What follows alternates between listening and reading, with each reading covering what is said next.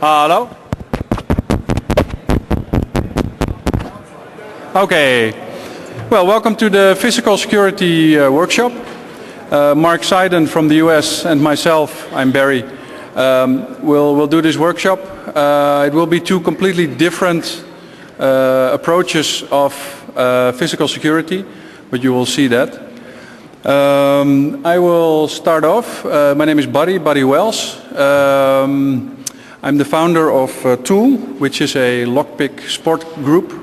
We are based in Amsterdam and we focus on lock security for fun, but also because we're really interested in that. The organization in Germany is called SSDEF. You can see them downstairs. They have ongoing lockpick workshops, championships. It's a very great force of knowledge, these two organizations. A lot of people focus on one small part, find something interesting, share it with a group of people. By now it's like 1,500 people who are into this sport, who are into this physical security as a hobby. And it's amazing what people can pull off. And I hope to demonstrate some techniques that I hope will amaze you. When I visited my friends from the German group a couple of months ago, there was a demonstration by a person called Klaus Noch. He's a German guy, and he found out a trick to open locks which is known for 50 years, but nobody seemed to understand the real implications of it or how to use it exactly. And if you know how to use this technique exactly, you can open 80, maybe 90% of all the locks, all the normal pin tumbler locks, with very little knowledge, under 30 seconds most of the time. And I will try to explain how. First of all, you need to know how a lock works. Now let's see if I can... Oh, and we need a laser pointer that we can control, not that you will point for me. Does anybody in this audience have a laser pointer? Ah, there we go. My friend Paul Wouters. Give him an applause.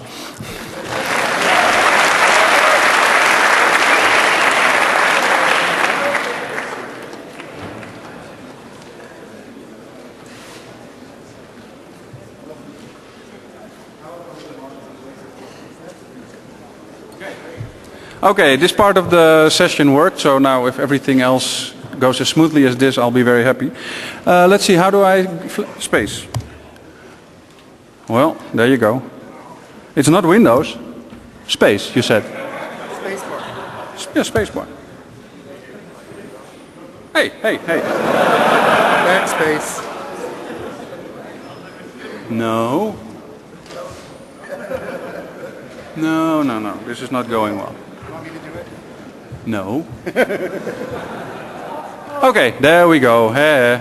Okay, well at least now people cannot blame Windows. That's a good thing. Anyway, how many of you people know exactly how a normal pin tumbler lock works? Okay, well, that's about 50%, I would say. For the other 50%, I will try to explain.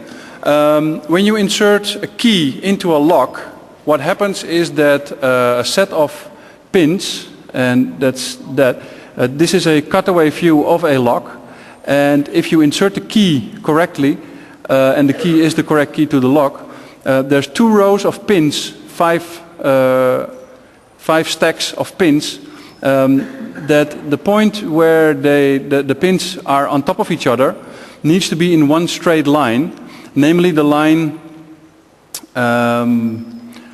where the inner cylinder and the outer cylinder touch each other, and that's a little bit complicated. I do have a cutaway lock. Let's see. Yeah, it's still in my bag.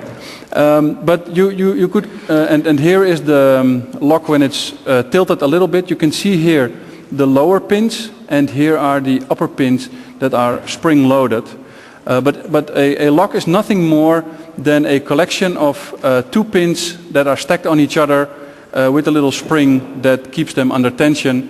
And if you insert the key, and the key is the correct one, all the lower pins are aligned in the exact position, and then the lock can turn. If one of these pins sticks out too high or too deep, the lock cannot turn because it will be jammed by these pins. I hope people understand this concept. A lot of people are shaking yes, so thank you. Okay, now this is an interesting concept, because how do you pick a lock, for instance? Well, what you do is you put the lock under tension, so you want to turn the lock. The pins are not in the correct position, but the pins all have a small tolerance, a small mechanical how do you call it, Mark? Yeah, they're very small differences. So, and normally you exploit lock opening like that, but this is not what this technique is about. This technique is about Newton's law, and you already saw the second slide. How many people know this device, the Newton's cradle, with the balls? I found some video, and this guy actually did something clever. He dressed himself in black when...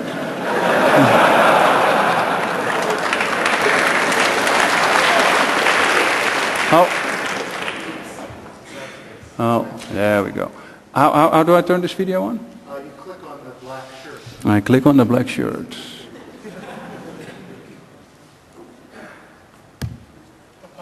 Hey, there we go. Okay, everybody seems to know it, but this is what happens. The energy of the ball on the left is being transferred through all the other balls, and is being transferred to the outside ball, which when it bounces back, transfers some energy back. But what counts for this new opening technique is the fact that energy is being transferred through metal objects to the last part where there is nothing that holds it, and then the energy will come free and move that object. And this is something very important to understand in what I'm going to tell next, because this can be also used with locks. Now, locksmiths know for, I think, 50 or 60 years the joy of a so-called lockpick gun. That's this one.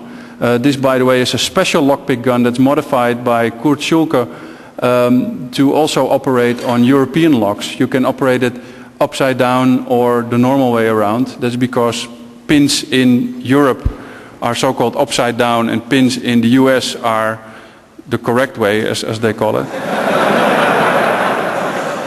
Anyway, and here's an ancient version of a pick gun called the snapper gun, and you can actually from a piece of metal and little practice make a tool like this yourself. Just bend it and hit it with a hammer and grind it down a little bit, and you'll have a tool that will open locks for a few times, because then the wire breaks. And but anyway, how does it work? If you see this needle here with the pick gun and with the snapper gun, what you do is you insert it into the lock and you reach all the 5 lower pins. You lift the pick gun till you feel that you actually are hitting all 5 lower pins at the same time. You pull the trigger, and when you pull the trigger, the needle of the pick gun will actually transfer some impact energy. It will go click, and it will hit up or down depending on if it's a European lock or not. But once it does that, the lower pins will stay in place, as we learned. The lower pins will stay in place, and the energy is being transferred, just like the Newton's cradle. It's being transferred through the first pin to the second pin. The second pins, all 5 of them, will jump up because of the energy that's being transferred by this needle. And at the moment they're jumping up, there's a gap. And that's the gap we need to turn the lock. So if you have a pick gun, you just insert it into the lock, make sure you hit all 5 pins at the same time. You insert something called a tensioner, which it's a small metal piece that you use to rotate the lock at the moment that the gap is there. So yeah, this has been used by locksmiths for over 50 years, and it still works on 50% of all the locks. If you ever lose your key, or if you ever lost your key, you might have seen one of these pick guns, because it's what pros use on a daily basis to open doors. Now, the lock industry tries to defeat that, and what they did was... Oh. Yes. What they did was, to tease us a little bit, is design keyways that are very, very narrow. This is an FA lock. It's a pretty high security lock. And why is it high security? Because the keyway goes zigzag from one side to the other. And it's practically impossible to insert the needle of a pick gun or to insert lockpick tools into this keyway. So it was until a little while virtually pick-proof. It was very, very difficult to pick it, especially since the pins can be very long or very short. So sometimes you need to lift pins very high end, sometimes you barely have to touch them. And if you have a combination in your lock that's high, low, it's very difficult to defeat it. However, with the new technique that we learned, namely bumping, I consider bump keys the biggest threat in physical security that I've learned of in a long time, because it can open almost any lock I've seen so far with very little knowledge and practice. Together with my friend Rob Gongrijp, I wrote a white paper about it, how it technically works. I will show you the URL at the end of the demonstration. But what you see here is actually a bunch of so-called bump keys or 999 keys. Why 999? If you have a key copy machine from a key copy shop that can computer cut keys, the deepest cut in a key normally is the 9. Meaning that if you set your key copy machine to 99999, it will copy this key. It will cut as deep as it will cut all pins as deep as the tolerances normally are, or as the spacing normally is. And you can see here a bunch of 999 keys. So these are all cut to the deepest. And as you can see, there's also some special keys, but I will get to that. Let's see. So what's special about the bump key? I mean that you can make a key that's 999, okay, great. But what is this about? What this is about is, first I will have to explain a little bit about how a key normally works. What's important with a key is the so-called shoulder. The shoulder is the point sticking out that will prevent the key entering the lock deeper than a certain position. If you ever went to a key copy shop and they messed up your keys, 9 out of 10, they put the shoulder in a wrong position, meaning that the cuts that normally lift pins to a certain angle were in the wrong position, and therefore your lock didn't open. So it's very important that the shoulder compared to the cuts is in the right position. Well, this high security dome lock is now cut to 999. These are the cuts. And what we do with bump keying is we take off 0.5 millimeter of this shoulder. So if I normally insert this 999 key into a lock, not a whole lot will happen. The cuts will hit the lower pins. They will just be there. The pins are not even lifted. It will just make contact with the pins. Nothing happens. But what we do is we take off 0.5 millimeter of the shoulder. And then what happens is that you get this spacing here, as you can see on this picture. There's a small spacing, meaning that if I now press the key into the lock, I feel actually that the pins are lifted a little bit, because the angle of the cut in the key will hit the pin and try to lift it up just a fraction. And the more I take off the shoulder, the more it will move. But the trick is 0.5 millimeter, maybe even 1/4 millimeter. A very, very tiny fraction of the shoulder needs to be taken off. And also, you take off a small part of the tip of the key, but I will get into that a little later. Now, for bump keying, you need a hammer. What we're going to do is, once the key that can go 0.5 millimeter deeper into the lock than normal, once we insert it and we hit it with a hammer, a lot of energy is being put in the lock. And the only way that the energy that went in can come out is through the upper 5 pins. And it doesn't matter how hard I hit it, the energy has to go somewhere. And it will go through the lower pins into the upper pins. There will be a big shear line and the lock will open. This works on, as I mentioned before, well, maybe 90% of all the locks. There are some sidebar locks that resist this type of attack, but I will demonstrate a few locks that people might think, well, you can't possibly open this lock. Yeah, we'll see about that. This hammer, by the way, is a special hammer designed again by Kurt Schulke, who I'm a big fan of. Yeah, it's just a plastic hammer with a little plastic weight on it, and it's very, very, very effective. I'm happy I brought two because 30 minutes before the workshop my original hammer broke, and this is my backup. So,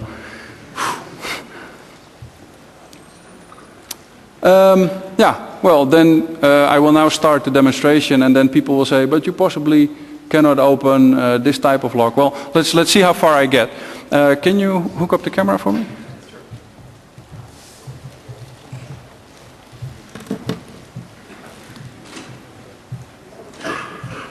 Good.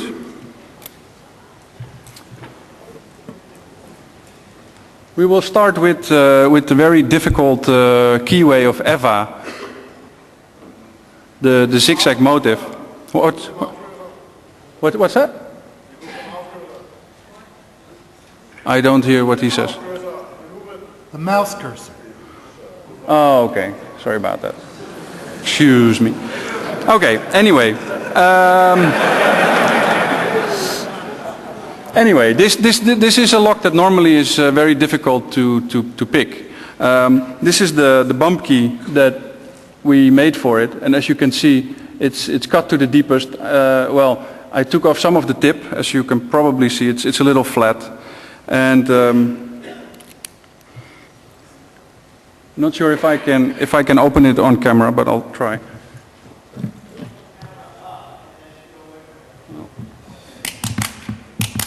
Everybody wants to be a movie director. Open.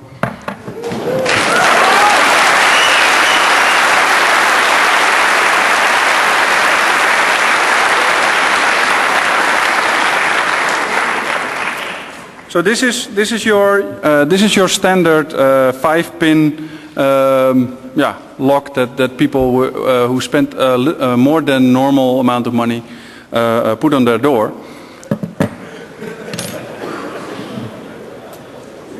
Now I go to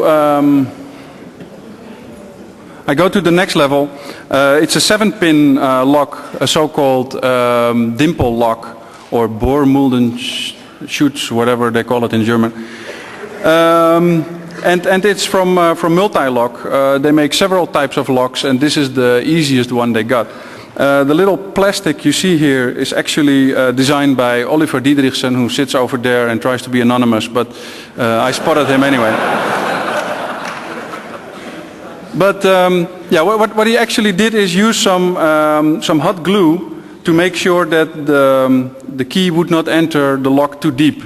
There is no shoulder on this type of key, so what he did was use some hot glue to make sure that that the key wouldn't enter too much. Let's see if I can open it.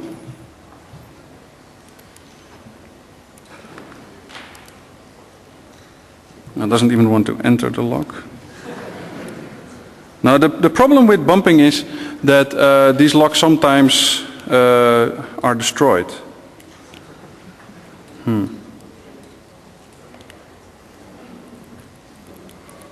Oh, there goes my demo. Does anybody have a lockpick with them?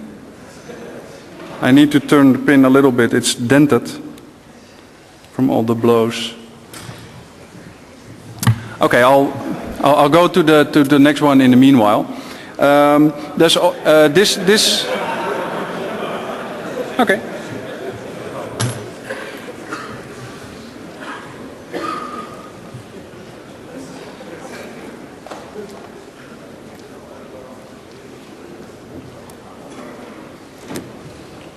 There's no software used in this demo.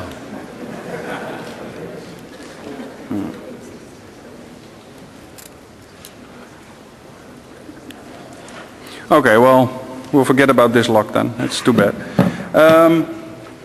this lock that I didn't open had 7 pins, and the 7 pins were all from the top. But there's also locks that have pins from multiple sides. For instance, there's a lock called Linse. It's this one. It has 10 pins, 5 pins from the top, 5 pins from the bottom. And when I asked the person operating the key machine to make me a bump key for this lock, he said, well, what's the combination that you want? 6 is the deepest I can cut with this lock. I said, well, make it 666 on one side and 666 on the other side. And he did that, and guess what? He cut through the key. So it seems that if there's a cut 6 on one side, on the other side it's not allowed to go deeper than a cut 4. If you do that, you cut through the key. I entered it into the lock and thought, what the heck? And voila.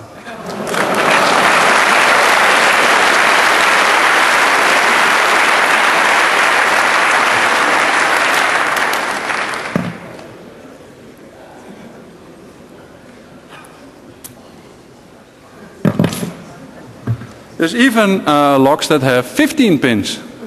Now, this game goes on and on and on, but yeah, this is actually what it looks like. It's got pins everywhere from 3 sides. I'll give it a try.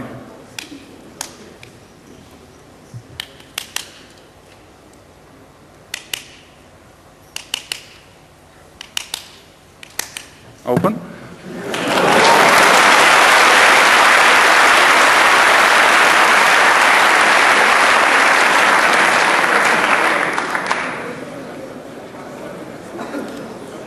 Now, there are two higher levels than these 2 locks, or than these locks that I demonstrated. And the thing is, I've been practicing 1 hour before when I broke my hammer. And there's 2 locks that are even more high. And one is the, oh, it's turned off.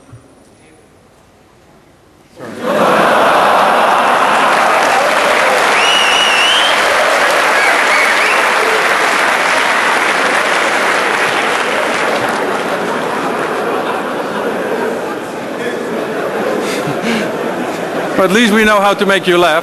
Anyway, yeah, one of the most high secure locks at this moment, or at least that's what people like to believe, is the multi-lock interactive. It's a pin-in-pin system, meaning that instead of normally there are 2 pins in a lock, here are 4, meaning that the lower pin is hollow and contains a second smaller, thinner pin inside that pin.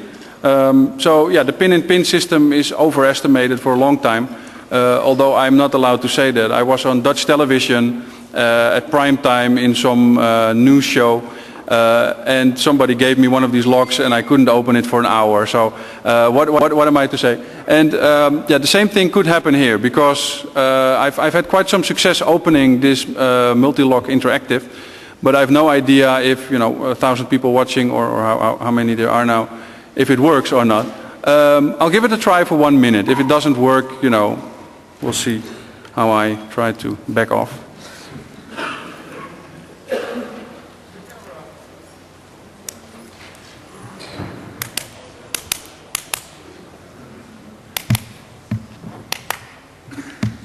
Open.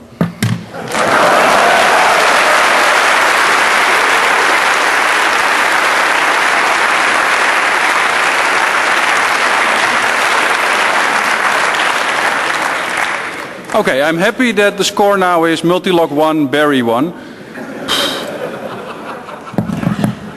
Okay, and then there's another lock that I personally never ever dreamed of opening with any lockpick tools whatsoever.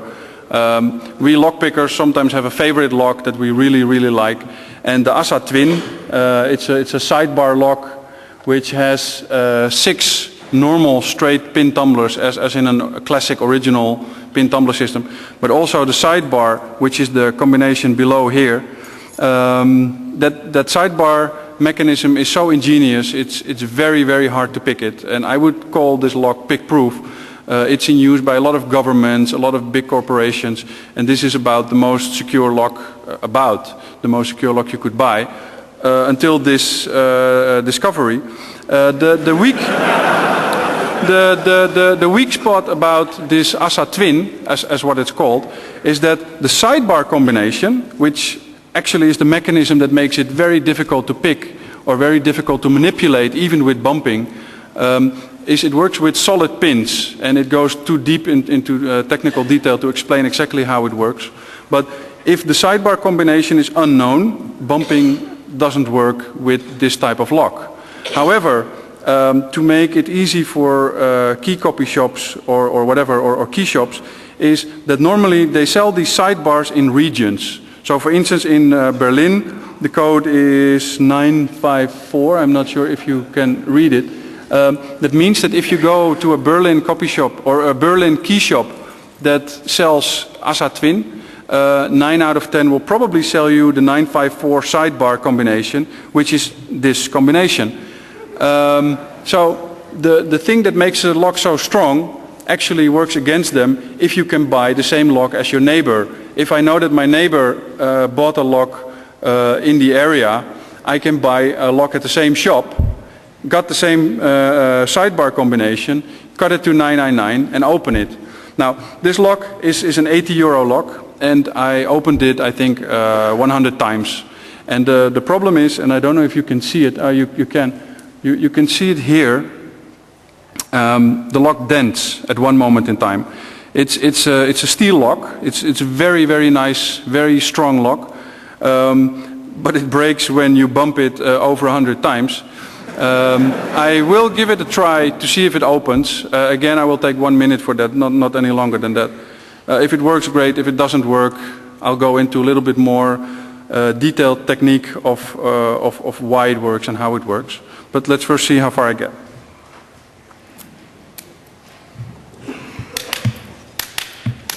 Open. Okay.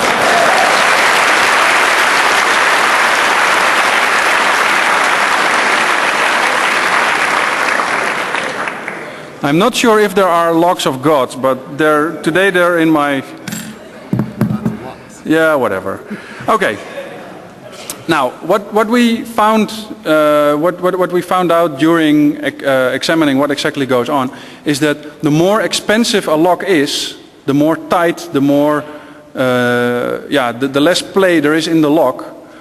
Normally, the more difficult it is to manipulate. If you want to pick a lock that has got very high tolerances, it's very difficult.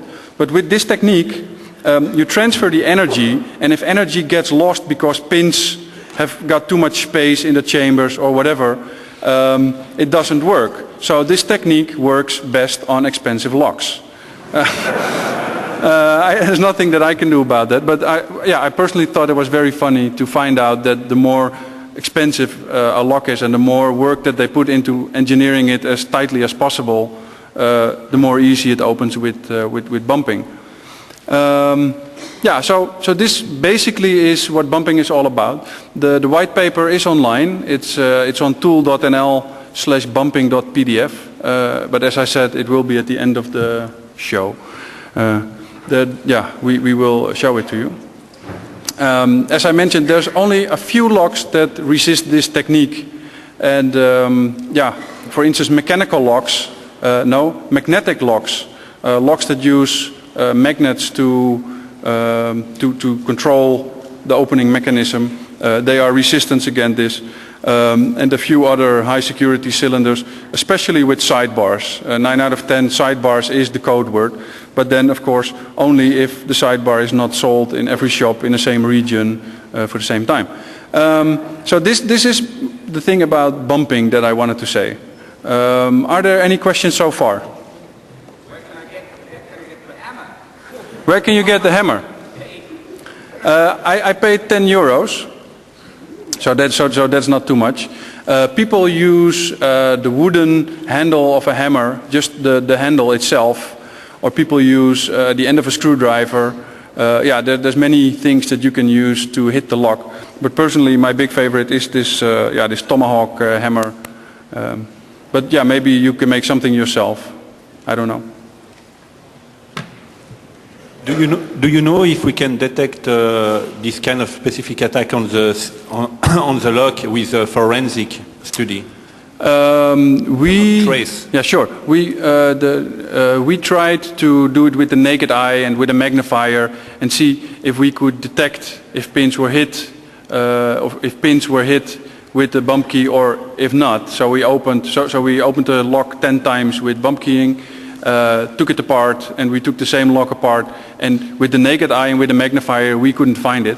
Although I'm 100% sure that the real forensic expert will definitely be able to see it, because the amount of force that the hammer puts onto these pins really is bigger than you should expect. Sometimes you miss the key and you hit your finger and then you realize how much... Oh. Any more questions? One more. Are you explaining attacks against the magnetic locks later on, and are you recommending or suggesting which locks to buy to prevent attacks? Well, if you would have asked me 6 months ago what lock should I buy, I probably would have said an ASA Twin would be a pretty safe choice. But although with my company I'm sort of making sure that no people come into the building without being noticed. I mean, if they break in the door, that's fine. Well, it's not fine, but then at least we know that we got a visitor. And yeah, our locks have to be tamper resistant, so we have multiple layers. But we don't use the ASA Twin. We use something called Abloy, which is actually it works with discs instead of pins, and it's called Abloy, A-B-L-O-Y. But you can look into that. But normally I've learned not to suggest any locks to anybody, because if it fails, yeah, people complain with me and it's free advice. So, more questions? One more. Yeah. Where can you get the 999 keys? Yeah, you have to be friends with a locksmith. So yeah, you could either try it with some flowers or chocolate or...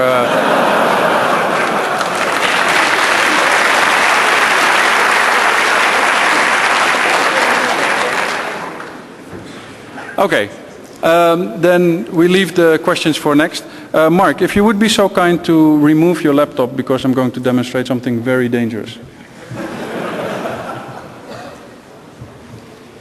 Okay. How far do I have to go? All the way. Oh. Okay. Okay, it's distance. Yeah, you might think that I'm joking, but actually I'm not.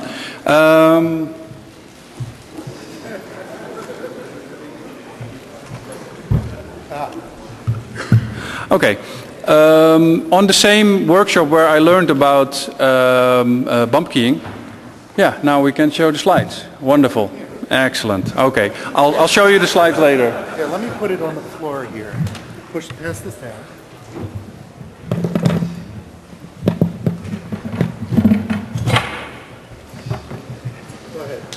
Go ahead. Just do your demo and I'll Okay. On the same workshop in Germany, I learned about something else. I remember well that about 1.5 years ago, I visited a friend of mine at his company, and he looked at me with a big smile and said, "You're this clever lockpicking guy, aren't you? Now pick this." And he showed me. What's that? Well, hold on. Take care. And he showed me this plastic key with a blue tip, or no, with the blue handle. And it's known as the Winkhaus Blue Chip. And the Winkhaus Blue Chip is something that's the next generation in locks. And they're very proud of this technique. And people who know me and who know my background know that...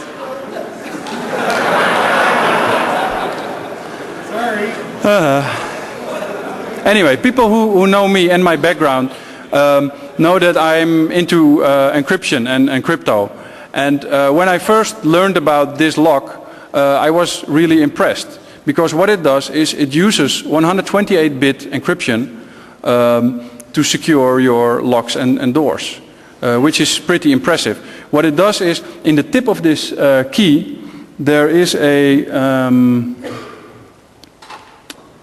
there is a small RFID challenge response type of chip. It's wireless, and as you can see here on this fuzzy image, as soon as you insert it into the lock, it will do a challenge response 128-bit with the small microprocessor that's built into this lock, which is, you know, a big deal by itself to miniaturize it this way that it all works well. And if the challenge response is right, cryptographical challenge response, there's a small pin here that's being pulled down, and if it's pulled down, the lock can rotate.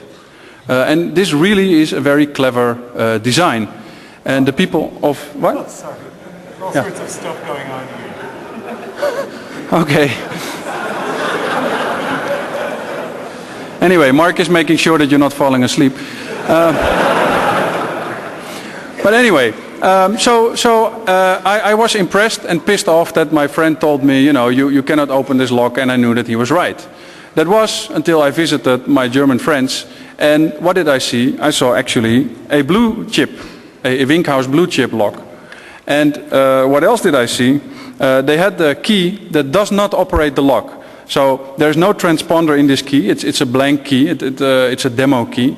And if you insert it into the lock, it will turn 45 degrees, but then the pin will prevent it from turning. Now, nice and well. What did somebody find out? And here's where the dangerous stuff happened.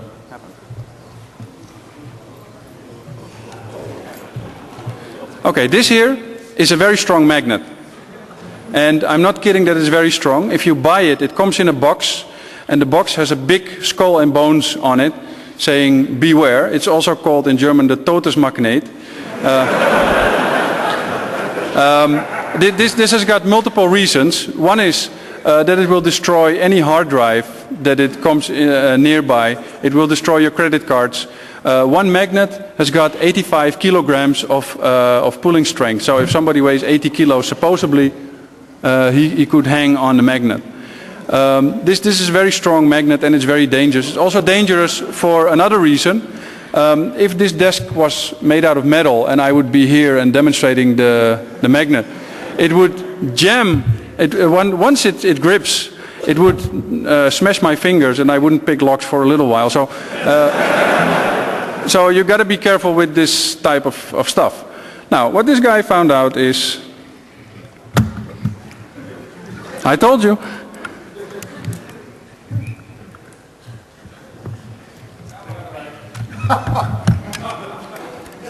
I'm not sure if you can see it, but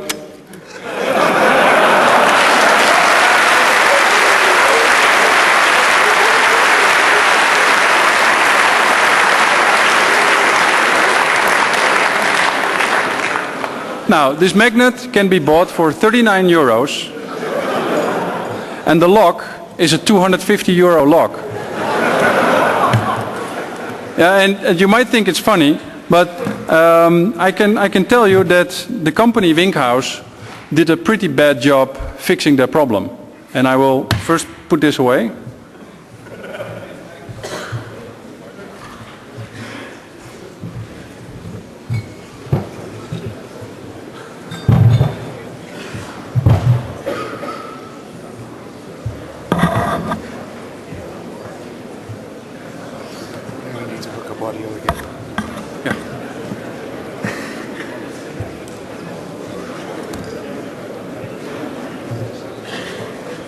Okay, Winkhaus did a pretty bad job fixing the problem. They know about it for at least 6 months, and then there was the so-called security show in Essen, which is a very, very big trade show, and they had this big stand that was almost the size of a football field, and 100 meters away from that stand was a stand of a guy called Wendt, Mr. Wendt, who sells lockpick tools, and he was demonstrating to everybody who wanted to see that you could open this expensive lock with a magnet. So they had this huge stand, And they were making a fool out of themselves because they known it for at least 4 months, is what I've been told. And they tried to put it under the carpet, as we call it in Dutch. I don't know if it's an English expression, but they tried to put it under the rug. So as soon as the security showed, these people started to demonstrate it in the open that the lock could be this easily defeated. They had to do something. So they made a security alert. They opened a hotline in Germany, not in Holland. They opened a hotline in Germany saying, all our customers who read this, contact us. I would do it personally, I would do it the other way around. I would try to contact my customers and say, we have a problem and we will fix this for you. But they say, well, if you read this, you're in trouble. And then 2 weeks after the show was over, so was the web page. They pulled the links. We found that the document containing the warning was still there, but there's nothing that reminds of this big gap. Now with Tool, we got a lot of people visiting us, including, for instance, a big multinational in Holland who had a problem with their physical locks. And I explained them what their problem actually was. They had problems with people stealing some stuff from them, and they had no idea how these locks were opened. It seemed that it was pretty easy, but they couldn't figure out how it was done. And then the guy said with a big smile, well, at least our factory is secure now because we have these computerized locks. I said, is it blue? Then his face turned white.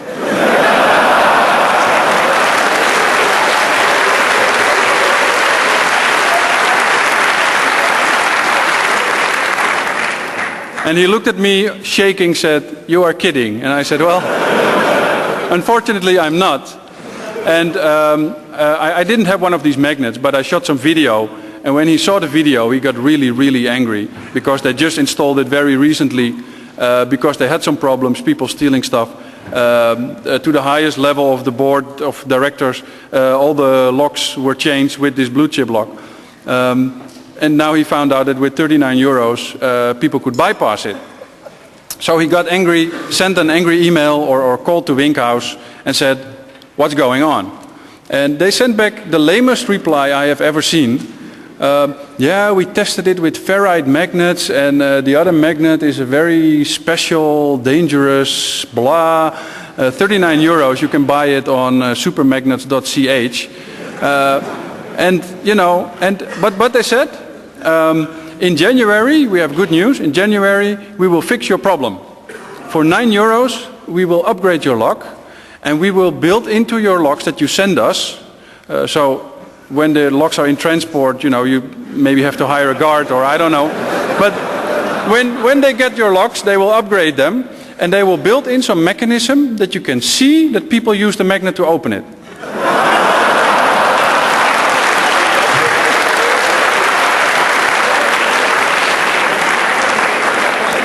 So you buy this 250 euro lock per lock. I mean, big plans and big... Also, my friend from the multinational found another big multinational that uses the same locks, got the same upset reaction, and this was maybe 2 months ago. In the meanwhile, I tried to buy one of these locks from Winkhaus, and they didn't want to sell it to me for obvious reasons. But the guy from the multinational gave me the one that was on the board of directors room. I could have that because it had to be changed immediately. And then recently for my company, I visited some people that do VIP protection service, and they protect the Fortune 500 people in the Netherlands. And he Googled my name just as the first step of a small security clearance. And when he Googled my name, he found Tool, and he asked what it was about. And then I told him some stuff, and I told him about, how we tell people that some locks are not safe. And I told him about the blue chip, and then he said, there was one of his big clients that just had his whole villa changed. So there was an emergency call made. And I mean, this is a few months after the security show in Essen. Customers are not aware of this problem. I hope maybe this workshop will contribute that they will get their act together and do something serious about it, and not make a detector for 9 euros that you can see that your whole warehouse was robbed with a magnet. Okay, now I'm going to close off. Some people, especially in the security industry, think that I got a big mouth. You know, I show people some security holes. Yeah, that's the way it goes. On the other hand, there's now, I think there's more than 1,000 people who are into computers and security, and I would like to challenge you to hack me. Not hack me personally, but people who know me know that that I'm involved in a company called Cryptophone. We built a secure, untappable GSM mobile phone. That's this one. Let's just show the video. Oh.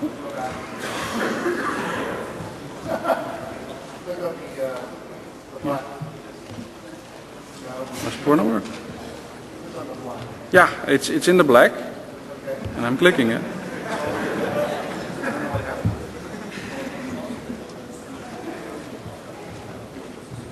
You click in the black. All right. Ah, hey. Well, if you go here. No, it should. Okay. Every day, everywhere, valuable information is exchanged by telephone. Even organizations that spend large amounts of time, effort, and money securing their offices and networks still discuss sensitive information over unprotected phones. This happens in a world in which competitors, criminal organizations, and foreign governments can tap into this wealth of information using cheaper and more readily available tools than ever before. There are several ways to intercept a cell phone signal. A device called an IMSI catcher can be used to capture your call by anyone in your vicinity. But once your call travels within the network of your cell phone provider, there are still ways to listen in as the unencrypted signal travels from one cell tower to the next over a microwave link. Not to mention the threat of competitors bribing cell phone employees or foreign intelligence agencies listening for information that could benefit their national industries. Now there's a product that will prevent unauthorized access to your conversations. The Cryptophone is an easy-to-use cellular phone that uses state-of-the-art military-grade encryption to safeguard your privacy. There's a free downloadable version of the Cryptophone available on your website that turns any ordinary PC into a Cryptophone. Encryption is a fine art and prone to mistakes. That is why we publish the source code of our product on our website. The worldwide community of mathematicians and cryptographers can and does verify the integrity of our product to see if it's free of mistakes or backdoors. For more information, visit our website. Okay, so far the commercial break, but the message is clear. If you want to see how we of Cryptophone behave when a vulnerability gets found, please download the source code. Everybody can do it. Have a look at what we do, how we do it, and if you have any comments, good or bad, we would like to hear from you. This is my part of the presentation. If there's any questions, now is the time, or otherwise we can do it after. Okay, then I will now let Mark do the talk.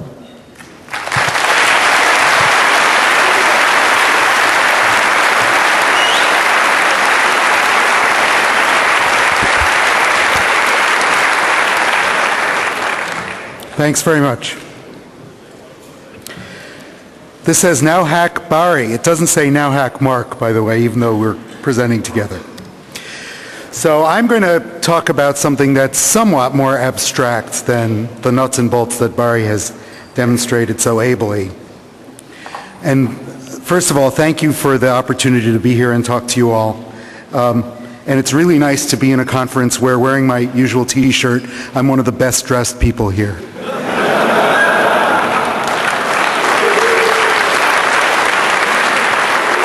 So,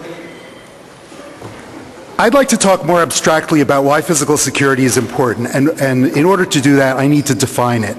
And it really involves access to tangible assets, or the artifacts that represent them, or the access to them. So, you know, it can be a whole range of assets that are not normally considered to be such. People are assets, and computers, the network plugs that you can plug into, your telephone switch, the keyboard interface of a sysadmin, an unencrypted backup tape, or an entire set of backup tapes. Keys on the floppy disk, hardware keys, for example. The list of code names for the deals in play. personnel database, which can enable you to steal the identity of an employee, the access control computer that lets you into, that decides if your badge is valid for that door at that time, maybe the master key in the coffee cup of the facilities guy. A clear view of the safe dial, which can be videotaped, can be turned into access to the safe later on. And of course, the money or the bearer bonds in the safe. So we can talk about physical security at lots of levels, from a very high level, security on planet Earth, perceptions about which have become really elusive since 9/11. The contortions in people's decision-making process have become visible to almost anybody who's been through an airport in the last several years. The problem is you can't economically secure anything large against a determined adversary who has assets, who has substantial resources at their disposal. And people are not rational when they make these investment decisions about security. So the politicians, who are salespeople fundamentally, try to grab land and use the fear cell to persuade us that security is more important than other things like freedom or privacy. And we've never really thought about these trade-offs. We as a public have never thought about these trade-offs deeply, so we really don't know how to react to these fear cells. At a lower level than 50,000 feet, in the business environment, there have been some nasty trends in the last few years that reduce security, particularly the ability to control or audit.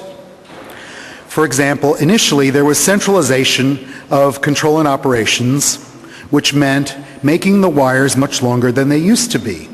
That was a first bad tendency. It meant you were trusting somebody at a great distance from you. Then we started using outsourcing to external entities that now we have to trust. How do we establish a basis for trust over these people? And now there's a lot of offshore development and operations, particularly customer service is moving offshore to places like India and Canada. And that means that the offshore people need access to all the personal information of our customers in order to authenticate them and act on their behalf. At a lower level even, there's physical security in the enterprise, in the company, which relies on, there are all of these factors which cause problems at that level. There's fragmented responsibility and authority, split among different bureaucracies within the organization, and often split among multiple sites. So these people have responsibilities which might overlap, or there might be gaps between them, and somehow they have to work together. Often things fall into the cracks. Often there's no budget for working out problems with older facilities, even if the problems are recognized. Often the people who do the risk management are insurance mindset people. They think, well, we'll just get insurance to avoid that problem. Often the people who have the functional power to fix problems are low status, or low skill, or blue collar. And seldom do they have the training to actually fix the problems. For example, I had a client where the guy who had all the keys to everything was a vice president. But he wasn't high enough vice president so that he had his own office. He had a cube, and gaffer's taped to the side of his cube was a key cabinet that had all the keys to all the buildings worldwide. So of course I took all of the keys when I did my penetration test. He got an office a few weeks later. Often the decision makers don't have the time or the skills to verify the vendor claims, and it's very hard to test the vendor claims unless you have solutions that are open source, like Bari's, for example. And all of these people and all of their vendors strongly believe in security through obscurity. They don't believe that making evident the limits of the products, their products, and representing accurately exactly what the product can do would benefit their customers. So the common cop-outs you get from these bureaucrats are, that's not my job, which is now turned into, that's my vendor's problem, it's not my problem, even though it's still their reputation on the line if something goes wrong. Or, if they're a little bit more sophisticated, they say, we've never had that problem before, or I don't consider that a plausible threat, as if somehow they quantified the likelihood of it and decided it wasn't reasonable to spend money to protect against it. Or they say, we just have to raise the bar enough so the bad guys go to our neighbors or our competition. I don't have to run as fast as you, as fast as a bear, I just have to run a little faster than you, if you know that joke. Or they say, our controls are better than ordinary locks and keys, and the industry standard is ordinary locks and keys, so we're doing better. That really depends on the value of your assets and how determined your adversary is. Or they say, you have to trust some party or they won't get any work done, or our contract says we have to give them complete access. But my favorite is, but that database is encrypted. Without ever talking about key management or key distribution. So you saw that the 15-pin lock had no more protection than the 5-pin lock against the bumping attack. And this is very reminiscent of the WEP problem where WEP, 12-bit WEP, if there is such a thing existed, has the same strength as 1K-bit WEP because of the reuse of the IV space. Going down another level, we have physical security in a campus or a building where there's a lot of legacy to deal with. These buildings were not typically constructed with security in mind. They were typically made before that and bought, and you move into the building and do as well as you can.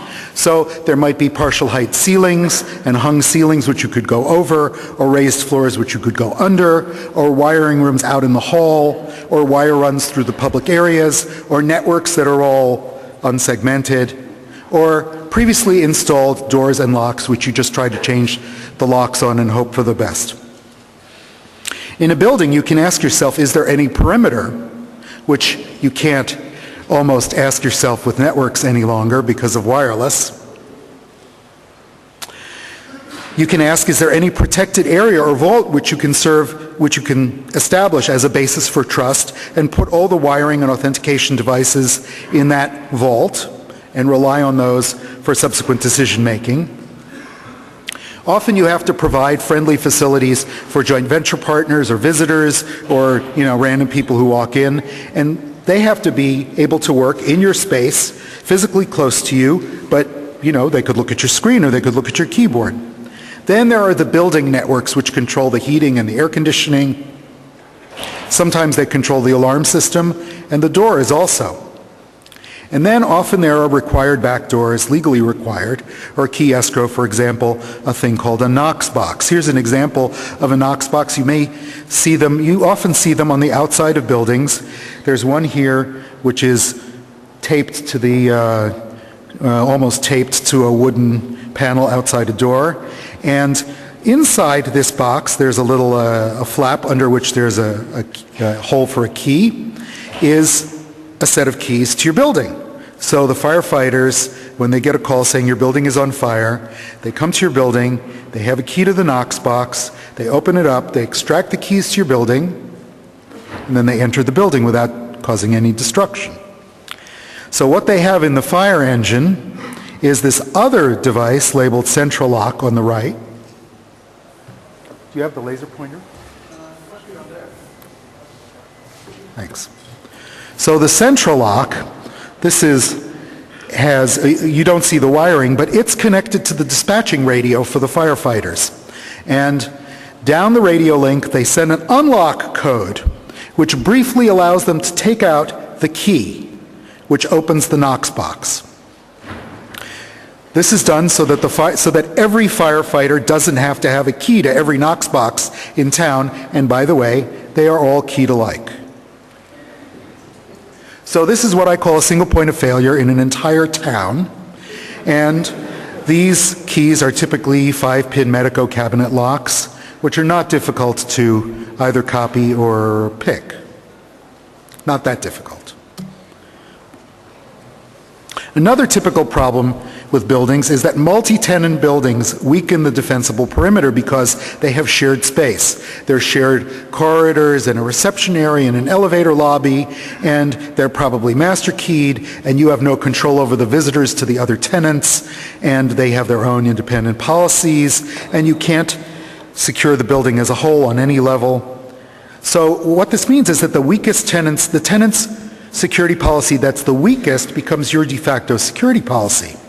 If they just buzz people in, well, you're at risk. So co-location facilities like these big server farm rooms and former telephone company buildings are very special cases of multi-tenant buildings. Anyone can rent a rack space in the building, and if they can come in, they can walk up to your cage or your rack, and they can probably touch your equipment. They can allow any vendor to get in to fix their equipment, and that vendor representative, if authentic, could walk up to your machine and touch it. So you end up at risk. It's kind of like being in a gated community where the motorcycle gang moves in down the block. Nothing you can do about it. Finally, we get down to the nuts and bolts level, which is what Barry's been operating on, which is locks, which is the component level where you have locks and doors and sensors and alarms, and somehow somebody has to design something to solve these problems. Now, design, I don't know how many of you ever took a course in design. Actually, how many of you have ever studied any kind of design discipline? Maybe 10%. But you all design, many of you design software, some of you design hardware. Design is a discipline which is not being taught, particularly in the US. It's not taught as an engineering discipline. It's certainly not taught to security designers. So, let's start with doors. What are they made of? Are they single or double doors? Double glass doors often have a gap between them. What's within reach of that gap?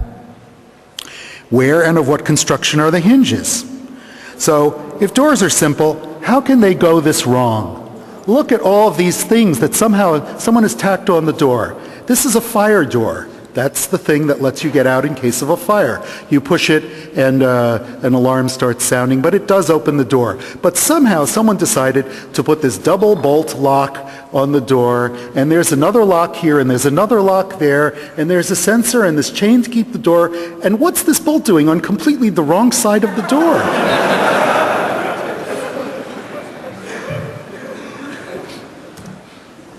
Here's another one.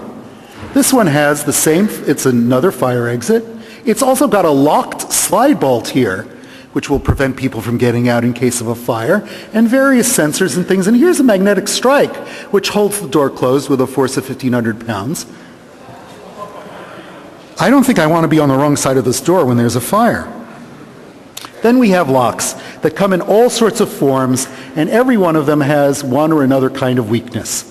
And the locks are mechanical. Maybe they interact with an electric strike or an electrified lock, which releases the lock when someone makes the decision to do that. And maybe there's a computer in which you with a badge reader, and you put the badge against the reader and it decides to open or not. Maybe there are even biometrics. There are problems with the locks themselves. You can't tell just by looking if they're locked or unlocked. So if somebody temporarily has access to the lock and unlocks it, and then you go home but you think it's locked, it might be unlocked. And the dead lockers, the things that prevent the locks from just being opened with a credit card, for example, or a piece of spring steel, are often misinstalled, broken, or ineffective in my tests. I'd say 5% of dead lockers are just not working. Then there are often keyed locks on doors that have other kinds of access control. Why is there a keyed lock there at all? They say, oh, if we have a power failure, we need somebody to be able to get through. Well, maybe a building needs exactly one keyed lock for that case. But it's not the case that every lock that has a badge reader on it also needs a key. When you ask them, who has that key? They say, well, we don't know. Nobody has it. A dead locker is a little device which prevents the bolt from being pushed back. It prevents the bolt from being forced open just with a piece of like a lever, or ordinary lever, or a credit card. Okay. So let's say the door is locked. It's operated by a badge system. Somehow you need to be able to open it. Either you have an emergency release or you have one of these switches called a request to exit switch. This is a mechanical switch. You might say push to exit. Here's an example of a bad one. 2 exit ring bell between 8 p.m. and 6 a.m.? Well, what do you do if nobody answers? You're locked in the building is the implication. These switches are, there's some fine details about the switches. The ones which are compliant with the current Disabilities Act in the US have a very low push strength, which means that if you can get to them from the outside, you may be able to push them with a piece of wood or cardboard or metal.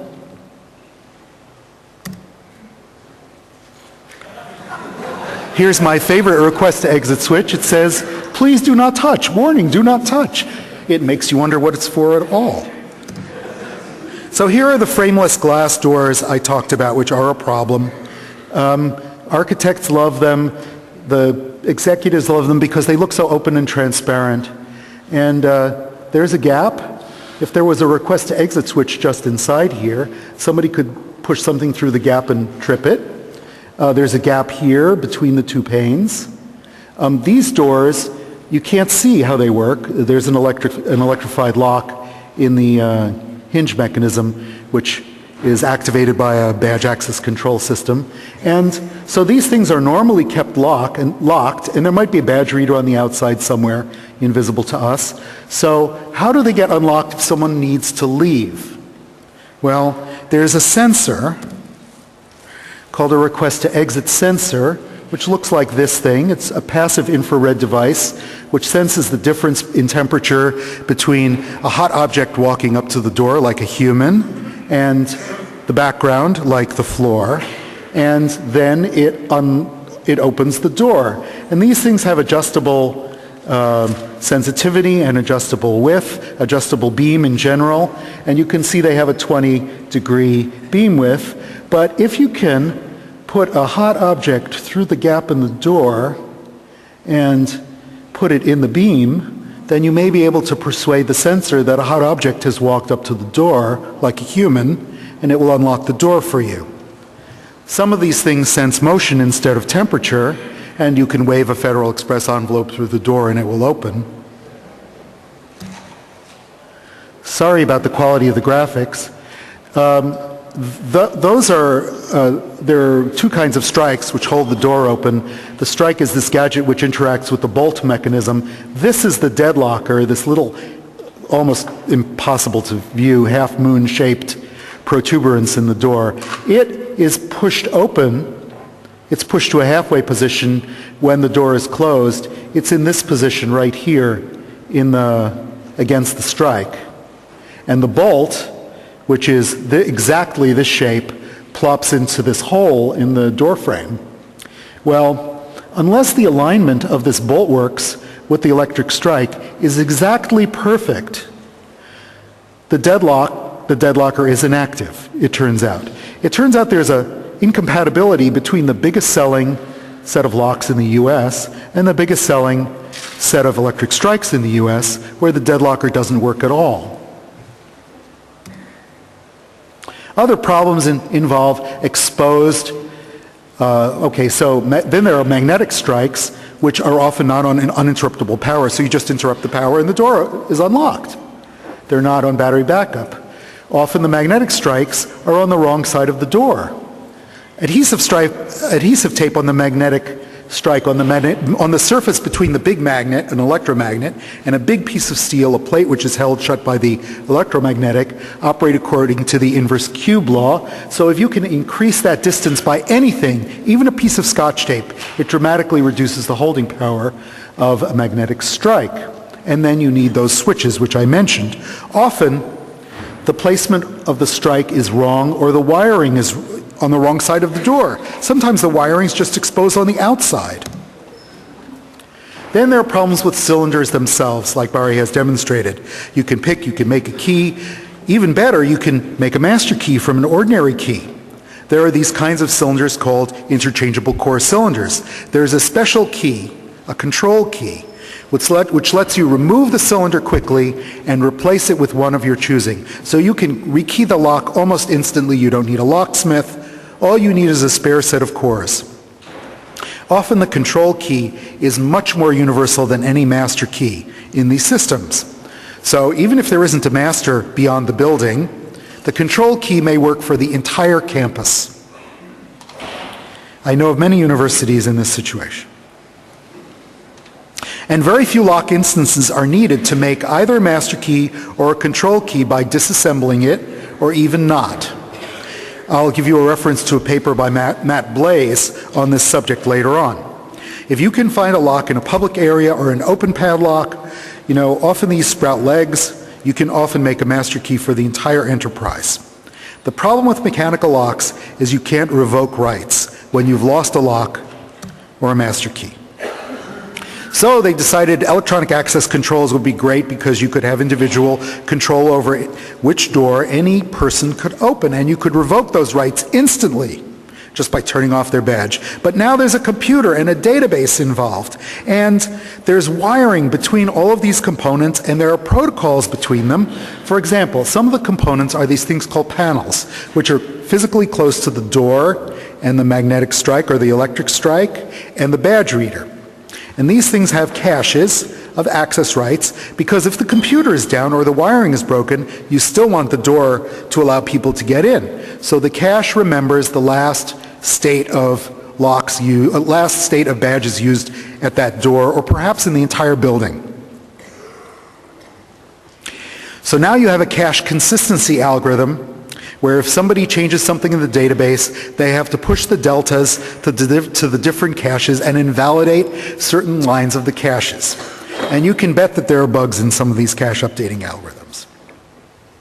These panels are connected on local wiring to the badge readers and the doors that they control, and then they used to be connected on local wiring, perhaps a loop in the entire building, to the computer that had the database.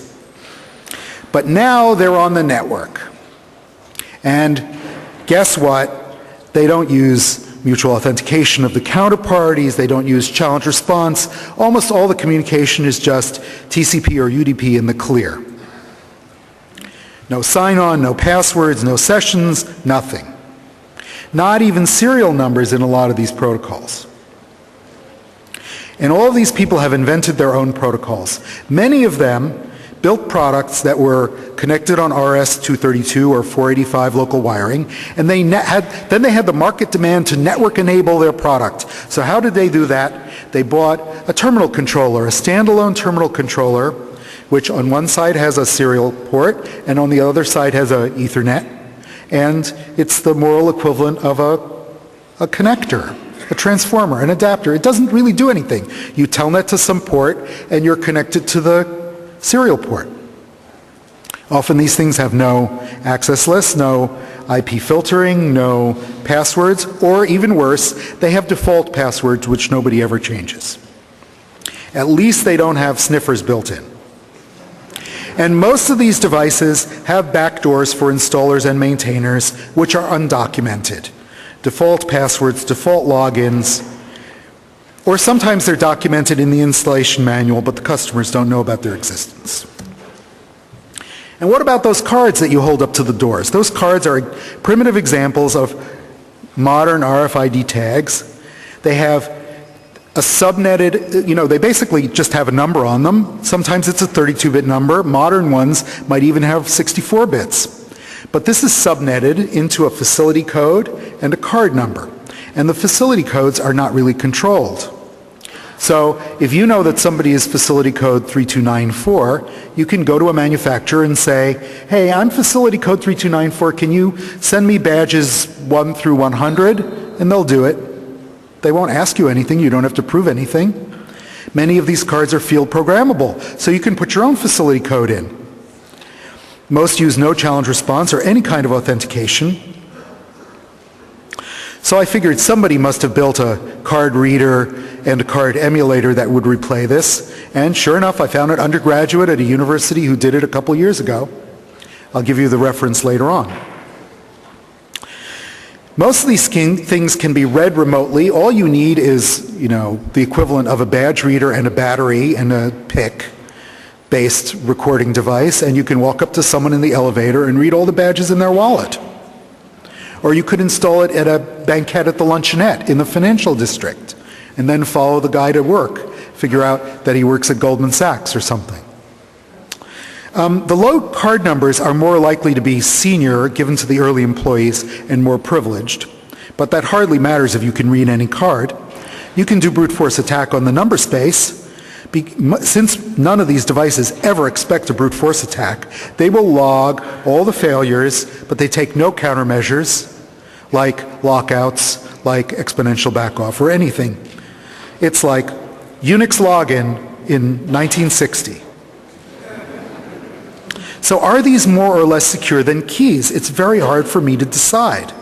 Instant revocability gives you, and fine-grained access control, you can limit it to an individual door, are big advantages, but this kind of a class attack on them makes them very risky. So here's a case study that I did with Mark Chen a couple years ago of a Receptors GP3. Receptors is a company that makes these access control systems, and we found one in one of our financial data services company we were auditing, and we were doing a complete audit, physical security, network security, social engineering, everything. So we found the badging system, and I thought, great, can I make a badge that will let me get into anything? No problem. They'd plopped their SCO Unix machine on the network with non-standard addresses, but it was still on the normal network. They had serial wiring to the guard stations, so-called guard stations, which were at the reception desks in the various buildings, which were running terminal emulation on PCs, and they were running TCP to the panels in the various buildings. The root password was published in the user manual, R00T. Well, that was helpful. Of course, first I had to pick the lock on the door of the badge making office so I could get in and get to the console of the thing, but that wasn't that difficult. There was a dial-up modem, which Receptors Tech Support said, oh, we think that should always be left on because they could have a problem. I asked them, how many people changed the root password? They say, oh, we don't think that's a good idea because then we wouldn't be able to support them. So I logged in as root and started poking around, and I noticed that there were all these ports the thing was listening on, and all the source was on the machine for the convenience of the vendor, because they had ifdefs, and they would compile different versions of the code for their different customers. So I started looking at all the ifdefs, ifdef Jetway, ifdef US House, ifdef LDS Church, that's the Mormons, AMD, who makes those wonderful processors, General Electric, University of Washington, Corning, House of Representatives, I already said, Senate of the US, University of Southern California, Yale, 5 airports mentioned by name. I was feeling great. I realized I could have, well, no, I didn't want to change the software of any of these customers, but I could have because I had their source code. It turns out their customers included more than 50 airports, the entire state prison system in one US state. I was visualizing musical cells. At midnight, open all the doors for 5 minutes and see what happens. Courthouses, even a US spook agency. I thought I should tell the spook agency, and that is a separate story, which I will tell you over a beer. So I looked at their database schemas and their tables, and that was really interesting because the system has this concept of passkey. Metaphors are powerful in security. So, and guards understand about passkeys. You say the magic word and it lets you in. Okay, so there was a passkey which lets you be a guard. It's really like a password without a login. So you knew the right word, you could be a guard. You knew the right word, you could be the system manager. And all of these things were stored in a table lightly obfuscated. You know, the moral equivalent of ROT 13. So, looking at the passkey validation code, we noticed there was this undocumented feature. If you typed in a number, the right magic function of today's date, it will let you be the system manager. This was not in the manuals anywhere. Nobody knew anything about it. So of course, given that, you could become the system manager on a dial-up line, or you could enable or disable badges. You could do the magic cells thing that I mentioned. You could cause immediate diagnostic events to occur. You could even create stealth badges, which had unlogged access. And the reason for that was because of a misplaced right curly bracket in the logging code, which we noticed, because it was looking up the badge, and if it didn't find it in some table, then it wouldn't log the lookup. it would go on and do some other check which had to fail before it would do the logging. So we could create special badges in the database which had special powers and could do things unlogged. All the code downloads to the panels, the badge controllers, were stored on the Unix host. They were unsigned. Of course, they had CRC codes so that integrity would be guaranteed before doing the update, but no signature, no cryptographic signature. We could also disable the logging mechanism and nobody would notice. The fact that the logging mechanism was disabled would not be visible to any panel. It would just spill its events and then erase them. So if you briefly disabled the logging mechanism, those log events would be gone.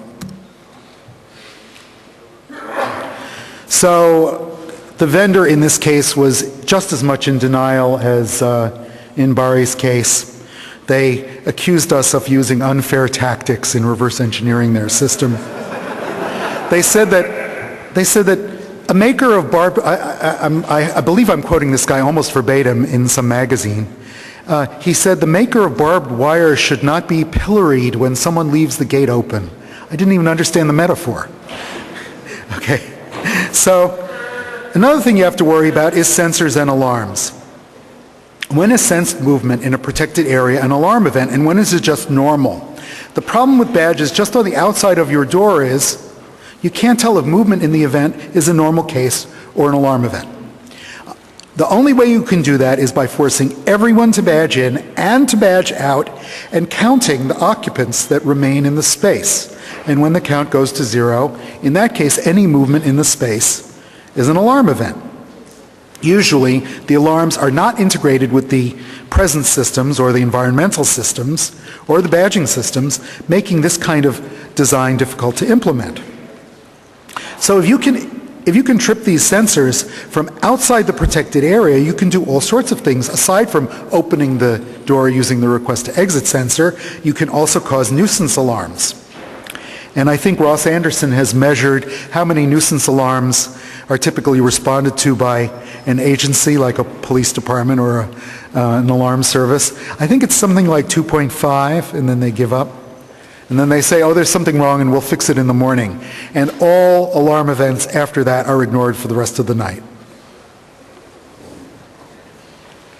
This is a social engineering opportunity. So sensors are wired to the control elements, usually in a closed loop, and the wiring can be manipulated as well. And often these wireless sensors are battery powered, and the wireless protocols they use are extremely naive, because they're much more concerned about battery consumption and installability than anything else. They're like garage door openers, and they're more like garage door openers in their sophistication than like crypto components. Video is another double-edged sword, because the bad guys can use video to photograph your moving the safe dial, or you're typing your PIN in, or you're typing your password in. But you can also use video now, cheap USB cameras, to detect the guy from the co-location site coming into your cage and opening your rack when he's not supposed to be in there, or anyone opening your rack, right? Why are they doing that? Concealed video is ubiquitous these days. You can get video cameras and things that look like ordinary household items of every kind. You have to get the video right or you won't be able to use it. And that is an optical problem with lenses and coverage areas and all that stuff.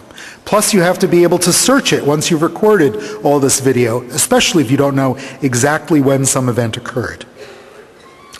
I'm not going to go into any more detail on this. So here's a colo case study. I'm persona non grata at this very famous large colocation site and all of its many tentacles because I succeeded too well in breaking in. It's a very large facility, bigger than a football field, with vaults and cages and cabinets on the raised floor. And all the common data wiring is overhead, and all the raised floor is the plenum for the cold air. And that's where the power is. Heat is the biggest problem right now in colocation facilities. Heat and power, not communication. Joey Ito told me that the Japanese power company has a big advantage in supplying colocation facilities because they have cheap power, unlimited amounts of it. So the facility issued their own anonymous-looking prox card credential in a proprietary format. You could still read it, but you couldn't order these easily. The cabinets that were out in the halls had wafer locks in common areas, which were a joke. They could be picked in less time than 3-pin wafer locks. So anyone who was how about turning off the cell phone and being here? Okay.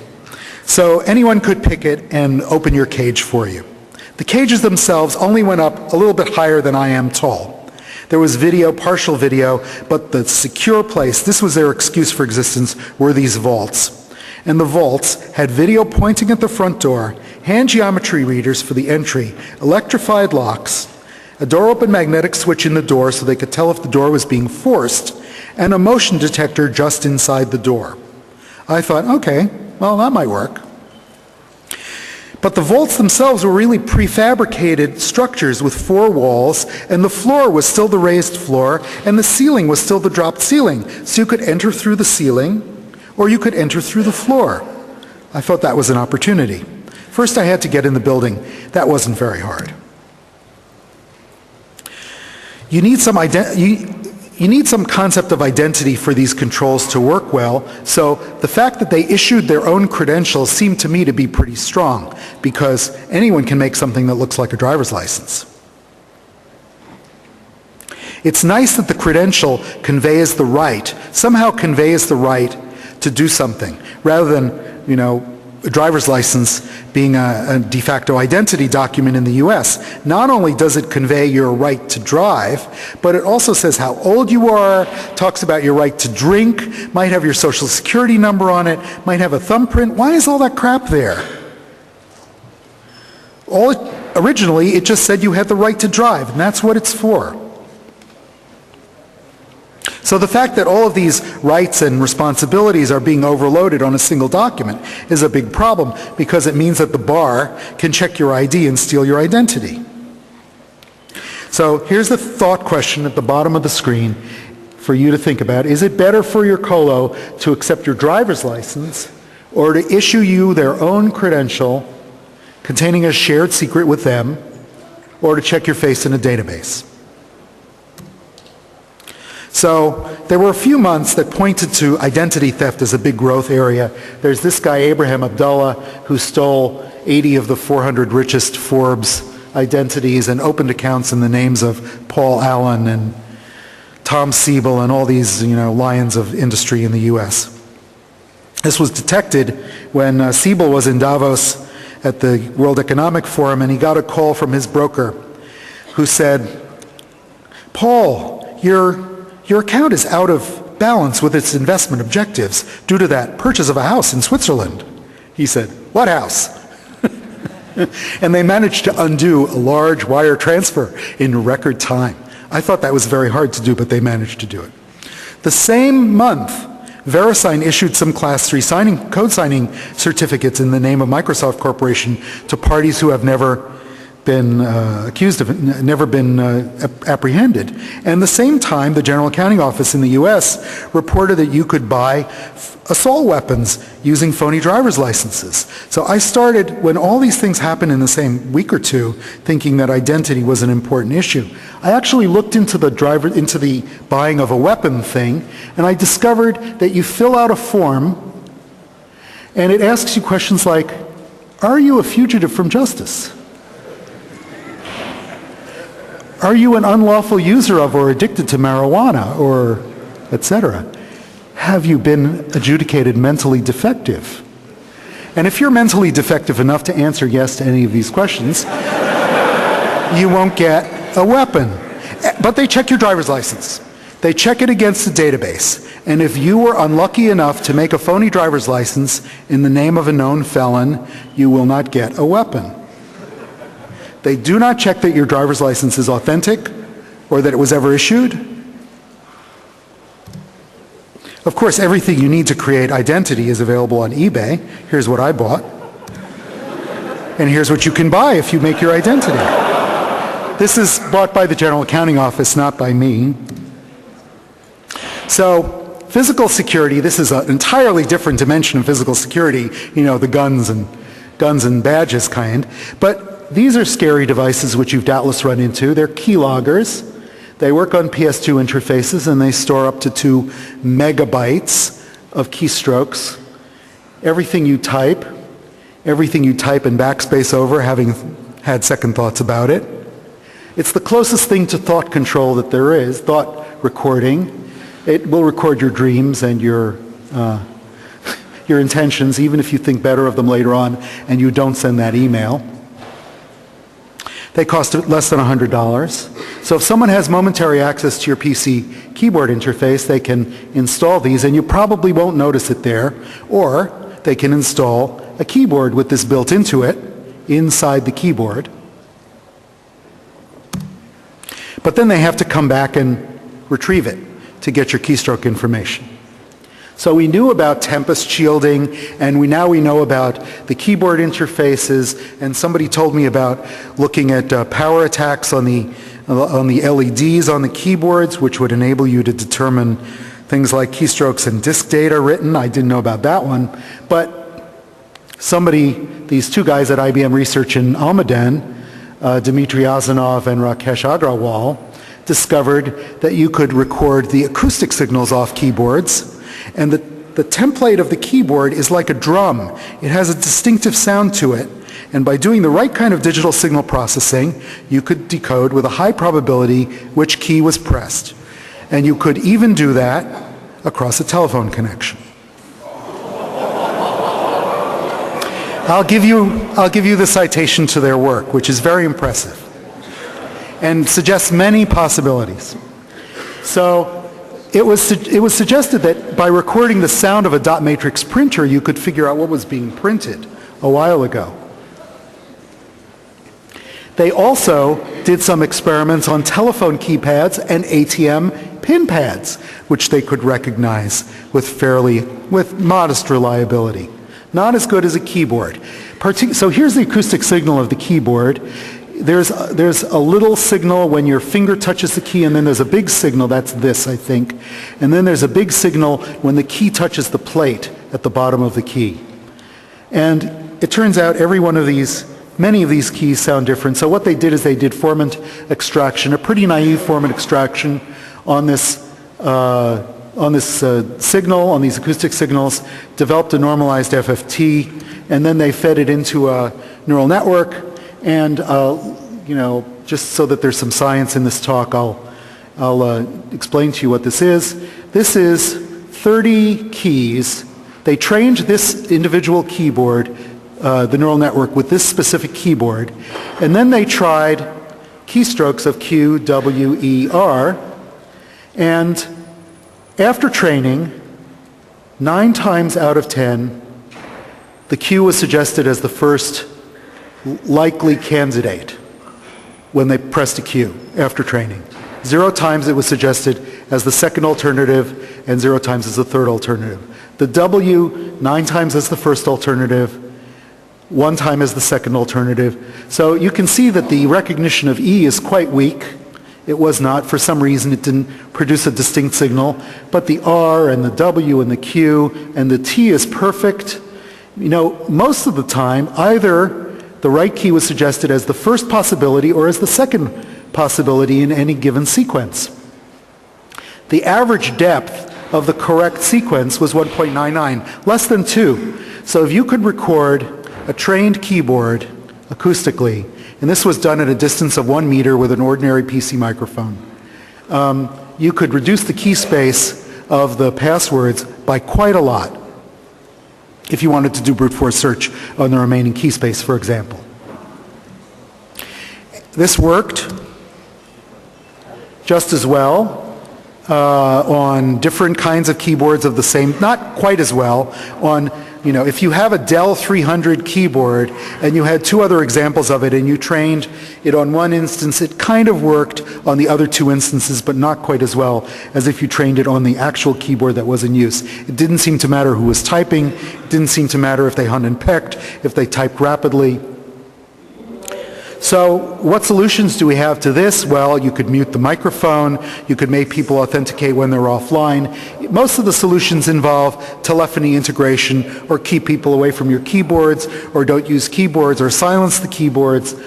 One interesting alternative, there's a patent which was filed, which sensed people's eye motions and they would move their eyes and look at the right thing on the screen. That was completely silent. That was the way they'd enter their password. Or don't use passwords at all, use tokens, where replay attacks are limited in scope. Other scary devices which involve physical access are unauthorized wireless bridges, which can be installed very quickly, and if you encrypt the traffic, the good guys can't figure out what traffic is being leaked. They might even say, oh, it's using encryption, it must be one of ours. Well, right now, rogue access points have been discovered in many installations, and it's just a matter of time before you notice one. Of course, that 3-digit number on the back of your credit card is readable with momentary possession of your credit card.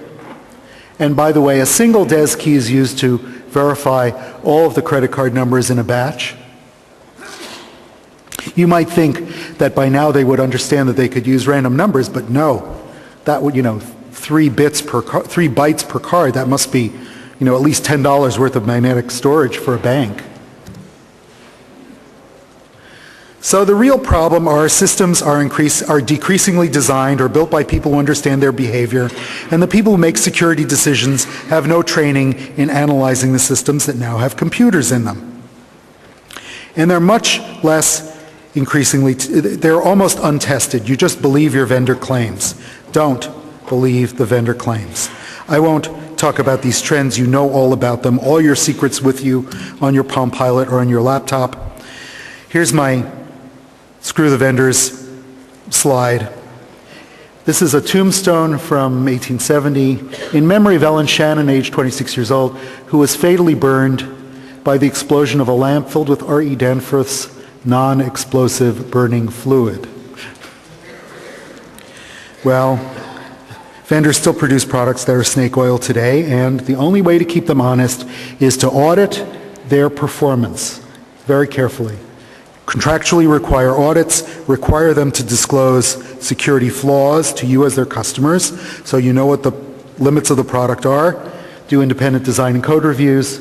Make sure they use employee security as rigorous as your own employee security, and as I said, disclose.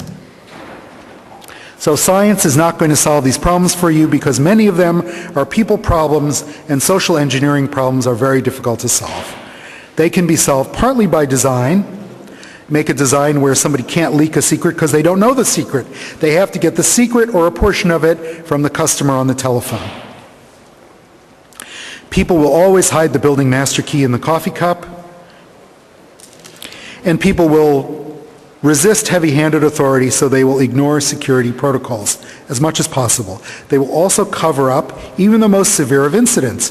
When I stole all the master keys at that bank, nothing happened.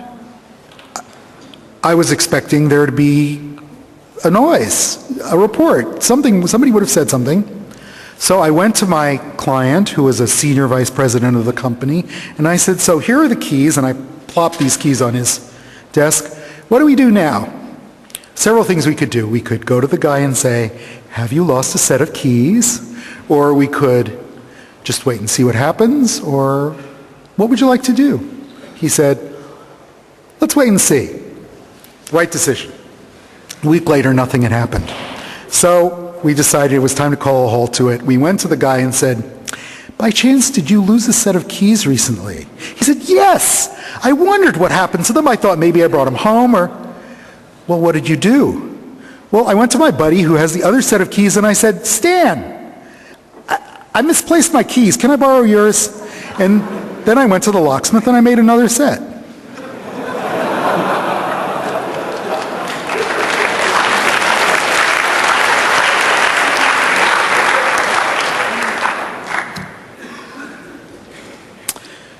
This is for a different crowd than you.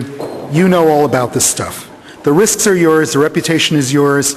You can't shift the risk onto somebody else just by using an outsourcer or a vendor. It's often cheaper to create compensating controls to detect problems like a break-in than to prevent a break-in in the first place. And this is where obscurity actually adds a little bit of value. If there is some obscurity, somebody might trip your alarms. And you need to have policies in place that are socially appropriate, culturally appropriate, and reasonable, or people will just ignore them. God is in the details. Get somebody on your side, like you guys, who understand what's going on, and point out the problems. Full disclosure is a great thing. Test everything. Healthy level of paranoia is a really good thing, particularly if you can't trust yourself. In Germany, we must quote from Goethe, when at all possible. So here are some references. Here's a quote from it. I can copy a proximity card at least as easily as I can take an impression of a key. So this kid did this Prox card reader replay device several years ago, and there are pictures and pretty complete tools at this URL. Here's the reference to the acoustic emanations talk. Matt Blaze on making master keys and on safe cracking. Matt Blaze is a computer science professor at University of Pennsylvania who's applying an information security mindset to physical security. So you'll find his approach to be very familiar if you do a lot of information security. My door pictures are from the Securitech Gallery of Illegal or Badly Locked Doors, which you can find there. The web is a wonderful thing. You can find almost anything there. And questions now for me or for Barry, or afterwards by email. Please use the microphone if you have questions. And thanks for listening.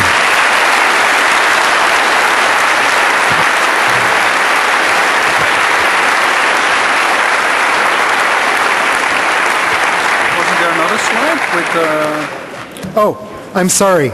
Here are some references of Barry's on. There should be, that's a typo, there should be www.tool, T-O, 3 O's in tool, that's correct, tool.nl. And there's the Vinkhaus press release. Of course, this will be on the website. I'm sorry. Okay. Now you get to see my desktop again. And don't ask me what those files are, please.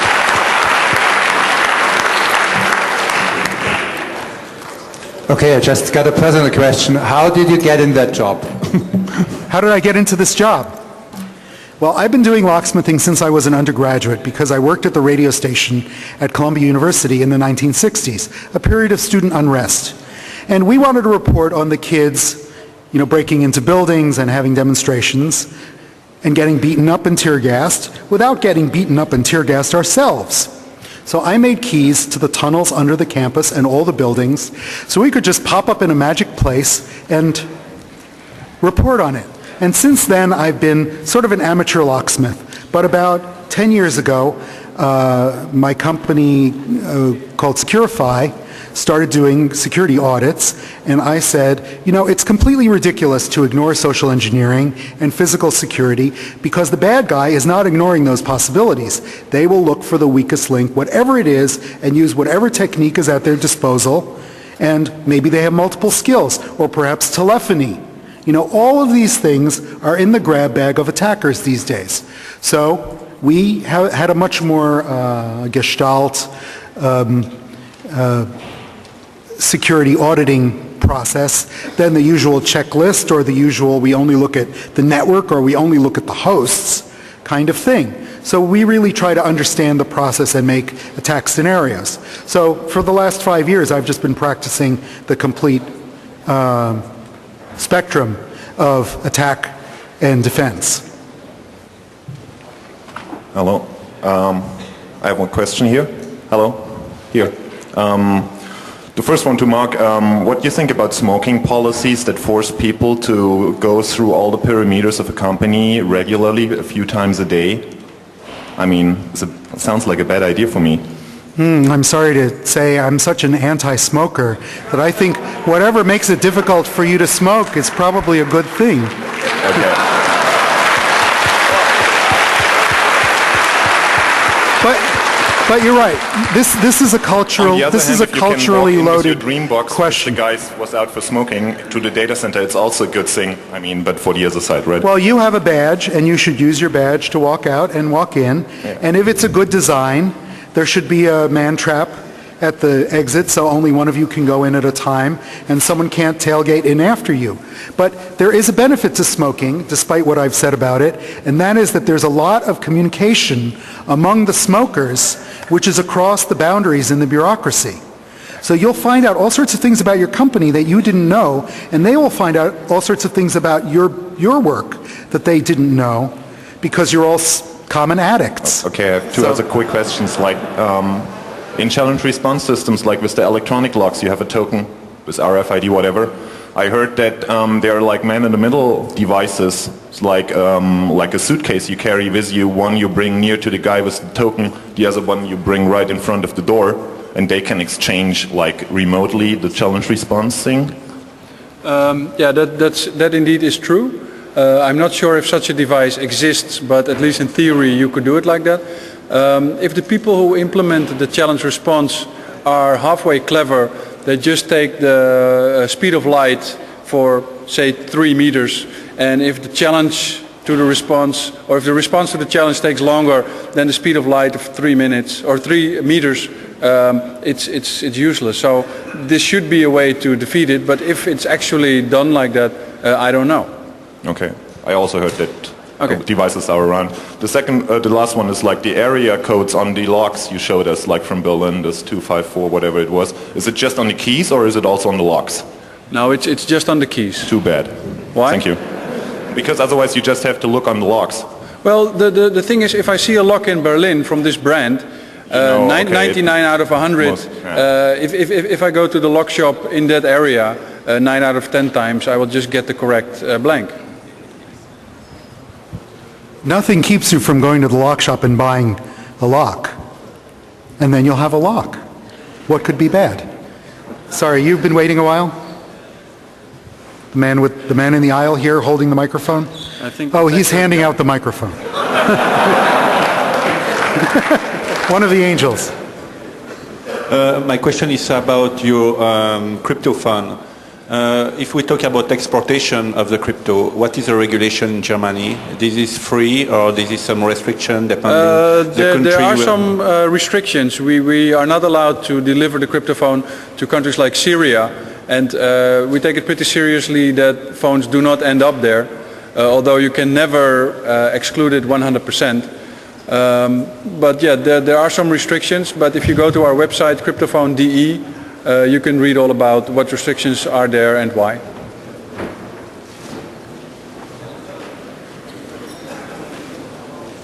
Well, I think then this is the end of our talk. Is he going for a microphone? Well, I think we're out of time anyway. So, okay, thank you very much.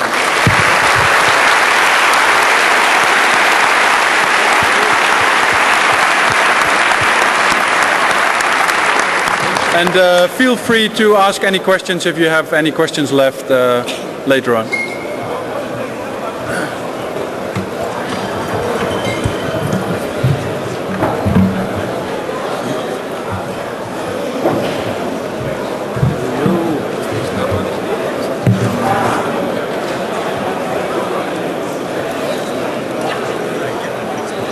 Of course.